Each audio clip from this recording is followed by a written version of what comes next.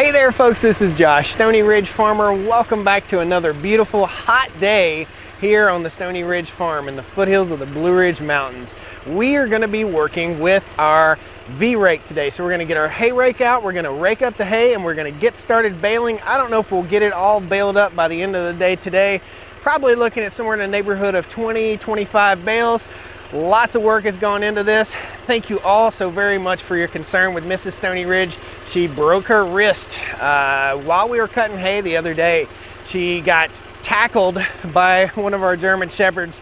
She just ran up to protect her babies and kind of butted into Mrs. Stoney Ridge. She got off balance and fell down in just the right way and broke her arm, right where this bone connects to her wrist. So thanks for all your thoughts and prayers. We're gonna go ahead and hook up to the V-rake here, and we're gonna disconnect this TR3. Got a future video coming out with the TR3. A lot of work we'll be doing with this. This is a land leveler, it's a grader, it's just a awesome tool. So that's gonna be a fun video coming up, but we gotta get busy. We gotta get our hay up off the ground before it rains. I hope it rains, but not while the hay is on the ground. Let's go have some fun.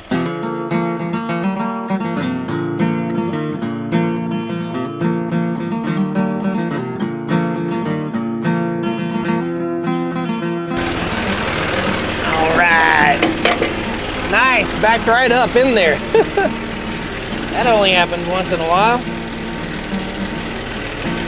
Okay, so this is held in place by a pin, and I'll explain how everything works. We also have two hydraulic lines. These two hydraulic lines will hook into the rear remotes here on the back of the tractor. If I can get them untangled. So we'll go ahead and get hooked up to there. That was nice, they hooked up nicely. And we'll lower the jack right here, and we'll show you how this rake works. I'm gonna pull it out of the brush here just a little bit to show you. Okay, so let's talk a little bit about how this thing works, how the hay rake works. There's a lever right down here by my seat. I will move that lever, and it will move the hay rake. See it moving? We wanna pull this rake in, and there are two chains that are holding it up, supporting it. So that's what we're doing right now. Pull it in nice and tight. We'll run down here, and we'll unhook our chains. And these chains basically just support the rakes and keep them from falling over for transporting them. Oh, they're really not necessary except for transport. Now, we're gonna hook this chain up so it doesn't drag and catch anything. And this is what's gonna rake all of our hay up, and you'll get to see it through the drone footage. So I'm gonna shut my mouth and let you watch. You'll get it, trust me. These big basket type rollers right here, they roll along the ground and they pick up the hay. Now we're missing a few tines on here. That's okay. A few missing tines isn't really gonna hurt anything. If you had about 10 missing tines, and you would probably be leaving hay behind, but we're good to go. So we're gonna drop this thing down and get rolling. This goes really quickly. Raking the hay goes really, really quickly. Probably take us 20 minutes to rake about 10 acres.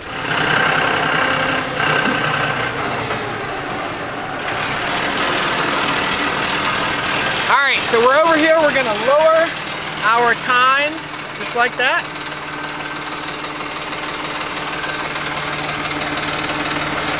And that just cruises along the ground, man. Awesome.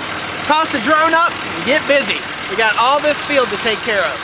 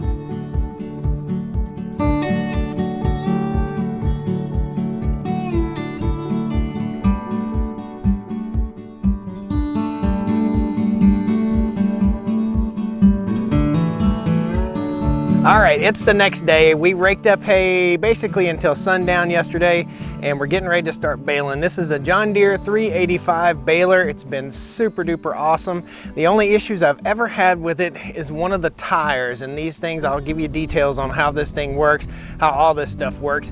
A great baler. If you didn't catch the video, I'll post the link at the end when we went and picked this thing up and pulled it down the highway. It was a pretty fun video. So what we've got to do is hook up our hydraulic lines, and we have 4 hydraulic lines to hook up. 2 of them will hook to the rear remotes on the tractor, and then I have some extensions that will run over the fender and hook up right around here. Let's go on over and check it out. They'll hook up for the loader control. In other words, what opens and closes the back gate on the baler will be my loader arm, because we'll be hooked up to our hydraulics here on the front. Now the PTO shaft right here, it's not hooked up yet. Nothing's really hooked up. We just have it sitting in place. The PTO shaft, it drives all the rolling mechanisms, and inside each one of these cabinets is string. Woo-oo.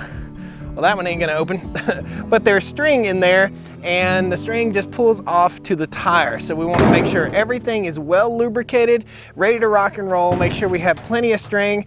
This side has plenty of string for sure, so make sure everything's ready to rock and roll, get everything greased, and then we're gonna head out here, and I've got a few windrows on this side that I'm gonna bale up, and then the rest of it will be over there where you guys saw us raking a little bit earlier in the video. So let's get busy, get her greased, get her hooked up. First thing we're gonna do is get our PTO shaft all hooked up, and then we're gonna move on to our hydraulic lines, unless there's a hydro line in the way right here, which, yeah, we could go ahead and hook up these 2 hydraulic lines. There's also an electrical hookup right here. We're not gonna be using that today, so we'll push in our quick connects, and that is the tire. So that's what ties the string around the bale, and basically it just runs right along underneath the bale. I'll pull that arm when I show the indicator right here is ready for the bale to be done. So we'll tie up all this electrical stuff. And this electrical stuff is for lights on the machine, and also for a moisture meter that I don't have hooked up right now. I don't have the moisture meter hooked up. I know the hay is dry enough. Now these are my hydraulic lines that are gonna have to go all the way up to the front of the tractor. We'll go ahead and we'll lay those in place. The next thing we're gonna do is hook up our PTO shaft. We're gonna lube everything up on the PTO shaft before we hook it up right here. Just makes sense. It's a whole lot easier to lubricate and get to everything while it's disconnected from the tractor. You can try all you want to not get grease all over you, but you're gonna get greasy doing this. Oh, come on, big bear. Ugh, there we go. Ho, ho, ho, ho, hot dog. It lined right up. That has never ever happened. Oh. All right. Locked in place. We have a lubrication point right here in the center of the PTO shaft. Just have to find our grease fitting right there. We're almost ready to rock and roll. Got a few more grease points back here, and we'll open this cabinet and show you what's inside. And this is the driving force behind everything that's going on in here. We'll pull the camera over and get you a close up here in a second after I hit all the lubrication points. There are no lubrication points in there. Now, had I known I'd be running this type of equipment, I would have had 2 remotes put on the back of this tractor when I bought it, but I didn't know. So these are good little lessons to teach you guys. If you're gonna buy a farm tractor, you're thinking about baling hay, you're thinking about using it for multiple purposes, you probably should consider having 2 rear remotes installed on your tractor when you buy it. We didn't do it, and now we're paying for it with an extension. Now I use this machine, what, twice a year maybe? So it's no real big deal. We'll round them over here, we'll get them out of the way, we'll zip tie them in place, and everything will be nice and neat and out of the way. Now, I use rubber gloves. Oftentimes I use orange rubber gloves. These are black rubber gloves. They're a little less expensive, nitrile gloves. However, I will never buy these again. I will only use the orange ones that have grip on them, because I was struggling to try and hook up stuff with these. They're slick, and you don't want slick gloves when you're getting them greasy. You want gloves that'll grip. The orange ones that I use, I'll post a link in the video description. They work fantastic. These, I'm gonna burn through them as fast as I can, and I'm not gonna buy them again. All right, I wanna have enough slack in the back so that I can make turns without binding up my lines, but also keep the lines protected. I'll show you exactly what I do. The two sets of hydraulics work the tire. The tire mechanism is right down under here. And what happens is I'll engage it and it'll move across the bale. As it moves across the bale, it's picking up string and wrapping it up on the bale. Two strings will come across right here. That's the tire setup. Now, this is driven, all the belts are driven with the PTO shaft. Now, PTO drives the belts. The arm for the loader is going to open up the rear gate to drop the bale out. And the rear gate, this is it. It'll open up, and I've got a bit of a hydraulic leak on the rear cylinder right here. It may leak a total of 2 ounces of hydraulic fluid the whole time we're doing this. I'm only going to be baling hay for probably 2.5 hours, so we're going to live with it, okay? Now, inside here, this is all the chains and all the goodies, and these are all sealed bearings up in here, so I don't have anything to grease. We want to make sure we've got enough string. Looks like we've got enough string. I've got extra string at the house if I need it. I think we'll be just fine for what we're going to do today. You can see there's less string on this side than there is on the other side. That's because the other side is notorious for messing up. So the string comes out. Well, let's just show you. It goes in, goes up through here, goes through this little clip, comes out, goes around this little roller, straight down in here and out the tire, and the tire is right there. I have to have a pocket knife on me because there will be some sort of problem with the tying mechanism on here, and I've yet to figure out what to do to fix it. I've loosened things up so that they spin more freely. It still catches sometimes, so you don't want it too loose, you don't want it too tight. If it's too loose, it'll flop around, hit the ground, and drag out. If it's too tight, it won't come off the reel. So there's a fine line that I haven't, well, maybe I found it last time because it wasn't malfunctioning last time we used it. It looks dirty, it stays in the shed, it stays dry, it stays out of the sun, and this is a piece of equipment that you cannot let sit out. First thing we're going to do is we're going to crank up the tractor. We're going to let it warm up to optimum running temperature because we're going to be running at the 540 PTO speed on this tractor. We don't want to rev it up immediately. We want to get to a good running temperature. While it's idling, while it's running, I'm going to raise the gate and I'm going to do a visual inspection. The whole time I'm doing this, I'm doing a visual inspection. There are little tines on the bottom of this that pick up the hay. I've got to visually inspect those. Make sure everything is in good working order so that I don't set myself up for failure. It's a very important thing to do that for safety's sake and for the lifeblood of your equipment. We'll fire the tractor and raise the gate.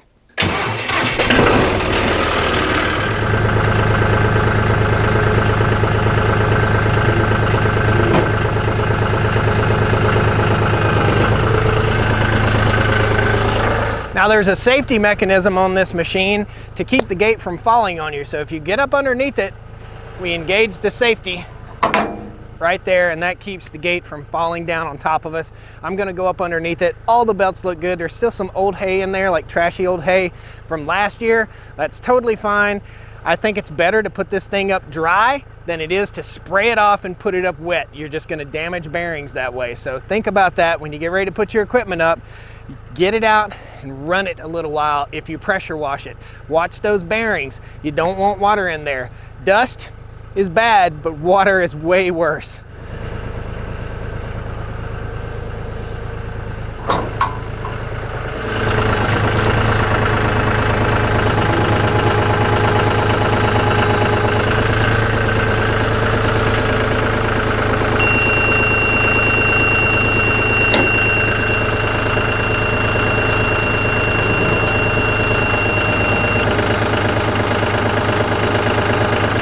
Did you see what I did there? When I lower this guy down, I don't want belts to bind up or twist up or anything like that. So I engage my PTO when I'm about 3/4 of the way down, and I slowly lower everything down. The PTO shaft has a shear pin, so when we engage our PTO, we want to engage it very, very gently. We have extra shear pins. I hope we don't break one. The only reason we would break a shear pin is if we overload the baler or we hit a big old clump of grass. It's just too much work for this baler. I don't think we're going to run into any of those problems today. We're going to be smart. We're going to have a good time. We're going to make some beautiful hay.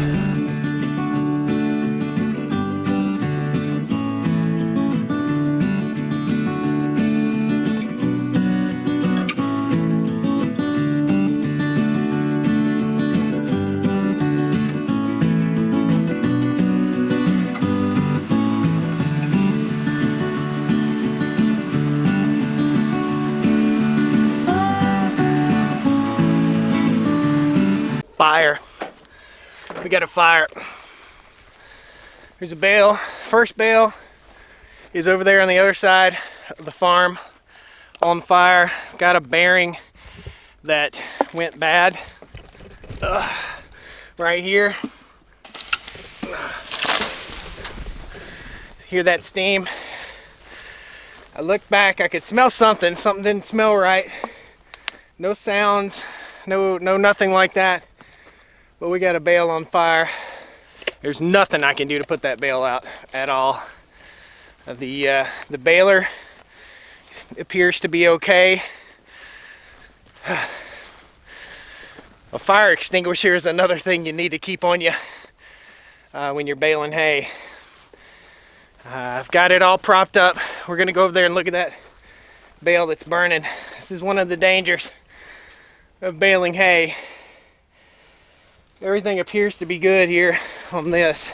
I'm inclined to disconnect it from the tractor as soon as possible here, just in case there's still something smoldering. The whole thing could go up. Second bale is right over there. I gotta run and grab the jack, get this thing off the tractor ASAP. What I really need to do is grab the fire extinguisher. Sometimes no matter what you do, problems happen. I'm running to the house. Even thought about, hang on, thought about making mention of the need for a fire extinguisher in case something like this happened.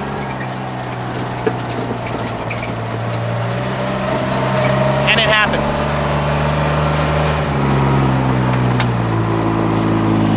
Can't lose my head. Got a good fire extinguisher right here. Keep it on the barn. Should have had it on the tractor. Would it change anything that's going on right now? Probably not. But we don't want a tractor to burn to the ground either. Probably have the fire department over here in a minute trying to put this bale out. Somebody will ride by and see it on fire. Probably call. First thing we're gonna address is the tractor though. Hay bale is absolutely ablaze.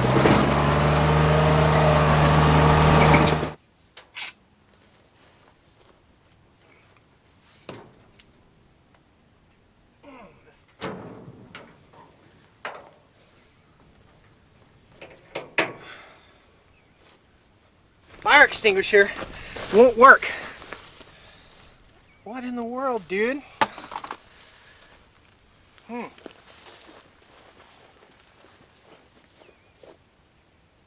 on, baby. What in the world?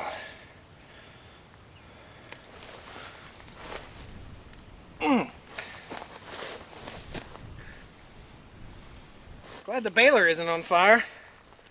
Dude. I don't think there's enough in there to really catch on fire. Let's go look at the bale on fire and open the gate for the fire department.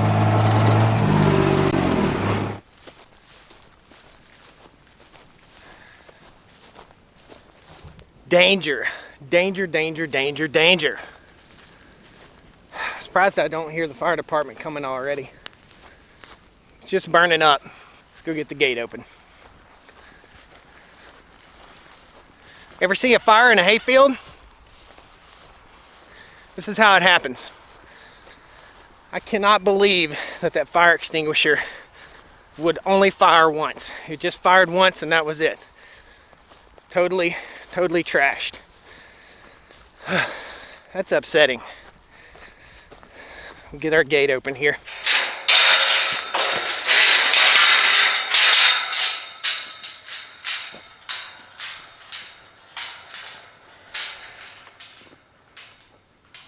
All I can do is sit here and wait. I guess I'll just give them a call. Nothing's getting out of control or anything, and the wind's not really whipping too bad. Get a hay bale on fire like this, if it's not real dry, like our hay is nice and dry, it'll burn for days and days and days. So we gotta try and put it out. No smoke at the baler, no smoke at the tractor. Near miss, man. Near miss. We caught this right on time. That about does it for the Stoney Ridge Farm vlog today. If the fire department comes, we'll get you some footage. Guys, thanks a lot for watching the Stoney Ridge Farm. If you like this kind of content, which who doesn't like this? Lucky, we're safe, we're happy. Gotta call my stepdad and get his hay baler out here and we'll get this hay baled up. Thanks a lot, guys. We'll see you next time on the Stoney Ridge Farm. Everything's okay. Everything's all right. It's okay. Land of the free and the home of the brave. I'm proud of who I am and I'm proud of what I made of the story. We got the world famous Shiloh Fire Department here once again on the Stoney Ridge Farm. Thank goodness everything was safe, guys. Whew. Could have been a lot worse.